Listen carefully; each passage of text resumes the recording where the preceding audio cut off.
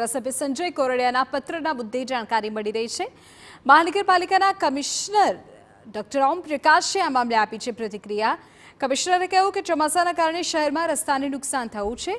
વરસાદ થયા બાદ ટૂંક સમયમાં હવે રસ્તાનું કામ શરૂ કરાશે। રખડતા ઢોર બાબતે પણ મનપાના ઢોર ડબ્બા હાલ ફૂલ છે તેવું તેમણે કહ્યું। ઉમેર્યું, ગૌશાળા સાથે સંકલન ચાલુ છે, નવા ડબ્બા વિકસિત કરાશે। ઘાસચારા મુદ્દે કાર્યવાહી કરવામાં રાજ્યમાં જૂનાગઢ અગ્રેસર હોવાનો તેમણે દાવો કર્યો। કમિશનરે ઉમેર્યું કે પાણીની લાઈન તૂટવાની સમસ્યા પણ દૂર થઈ છે। ચોમાસાના કારણે નિયમ મુજબ દબાણ ન હટાવી શકાય।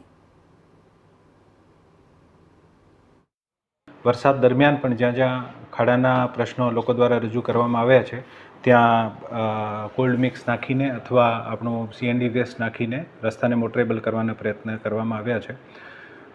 આપને ખબર છે કે મોન્સૂન ચાલતું હોય ત્યારે આને મોટરેબલ કરીએ તો મોન્સૂન પછી આની ધૂળ ઉપરવાની સમસ્યા રહેતી હોય છે, પરંતુ સિટીમાં વેક્યુમ સકર મશીન ઓલરેડી ચાલુ થઈ ગયો છે। શહેરના ઢોર ડબ્બાઓ જે છે ઓલરેડી ફૂલ છે, છતાં પણ માનનીય કલેક્ટર સાહેબના સહયોગથી અને આજુબાજુને ગૌશાળા સાથે સંપર્ક કરીને છેલ્લા 10 દિવસમાં લગભગ 284 જેવા ઢોર પકડવામાં આવ્યા છે। જૂનાગઢ મહાનગરપાલિકા આખા રાજ્યમાં ઘાસચારા જાહેરમાં સ્થળ ઉપર ઘાસચારો વેચાણના સમક્ષ કામગીરી કરવામાં સૌથી અવ્વલ છે।